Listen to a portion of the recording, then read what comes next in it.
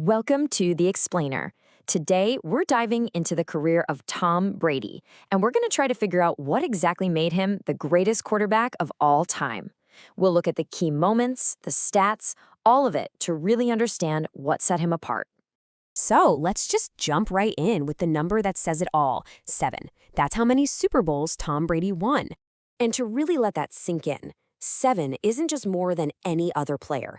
It's more than any entire team, any franchise in the history of the NFL. Think about that. One guy has more championships than these legendary organizations. Which brings us to the big question, right? How on earth did a guy that nobody really wanted become the single most accomplished player the sport has ever seen? Well, to get that answer, we've got to go all the way back to the beginning. You see, his story doesn't start with some big fireworks display. It starts with a really, really long wait on draft day. I mean, even back in college at Michigan, Brady was not the guy. At one point, he was actually 7th on the depth chart. He had to scratch and claw for his starting job every single year, and he even thought about transferring. He was anything but a superstar. And then you get to the NFL Combine. Oh, boy. The numbers were, well, they were just not good. A 5.28 40-yard dash, a 24.5-inch vertical. These are not the kind of athletic numbers that get scouts excited. All they saw was this kind of lanky, slow quarterback. So, all of that leads us to this number, 199. That's where he was picked in the 2000 NFL Draft. 198 players went before him, including 6 other quarterbacks. He was basically an afterthought. But here's the thing. The one thing the scouts and all their charts couldn't measure was what was going on inside his head. This unbelievable self-belief. So when this skinny, 6th-round pick finally met the team's owner, Robert Kraft, he looked him right in the eye and said this. And it didn't take long for that almost crazy self-belief to turn into actual on-the-field dominance. You know, his big break came down to just a fluke, a bit of bad luck for someone else. It's only his 2nd year, and the team's star quarterback, Drew Bledsoe, goes down with a really serious injury. Brady steps in, and he never gave that job back. And the result? It was just insane. Immediately. In his first 4 years as a starter, he leads the Patriots to 3 Super Bowl championships. It was the start of one of the greatest dynasties in all of sports, and they often did it by beating teams that, on paper, were supposed to be way better. Okay, so he's got a dynasty. What's next? For Brady, it wasn't just about winning anymore. It was about pure, absolute domination. It was about rewriting the record books in a single season. And that brings us to 2007, the year they tried to be perfect. Brady led the Patriots to a 16-0 regular season, the first team to ever do that in a 16-game schedule.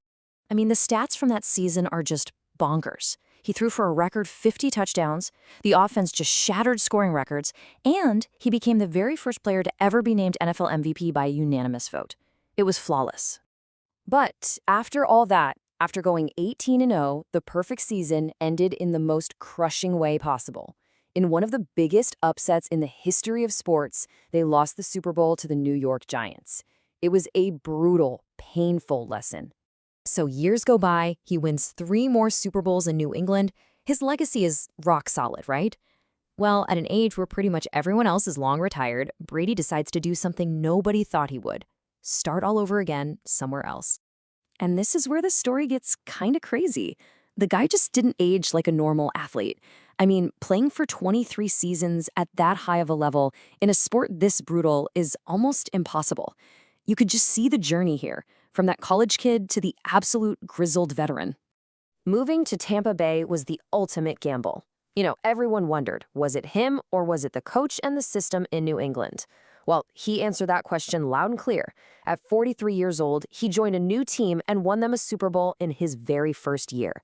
It was the final word in that debate. And just to be clear, he wasn't just hanging on. He was still the best. Look at these records he set at the end of his career. Oldest MVP at 40, oldest Super Bowl MVP at 43, oldest quarterback to make the Pro Bowl at 44.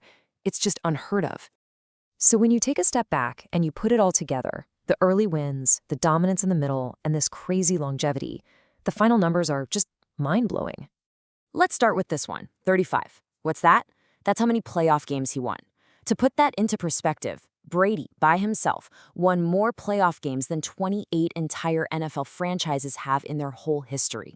And his name is basically at the top of every important list there is for a quarterback. He's number one all-time in passing yards, passing touchdowns, completions, and wins. He pretty much rewrote the entire record book. Then there are these other unique accolades that just show how insane his career was.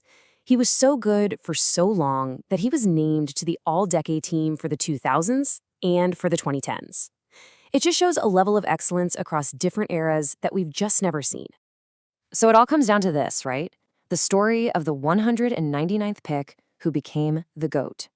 What was it really that made him so great? Was it some hidden talent the scouts just missed? Was it an obsessive, almost maniacal discipline? Or was it that he just played forever and outlasted everybody? You know, maybe the real answer is that it's not about picking one. It's about understanding how he, somehow, managed to master all three.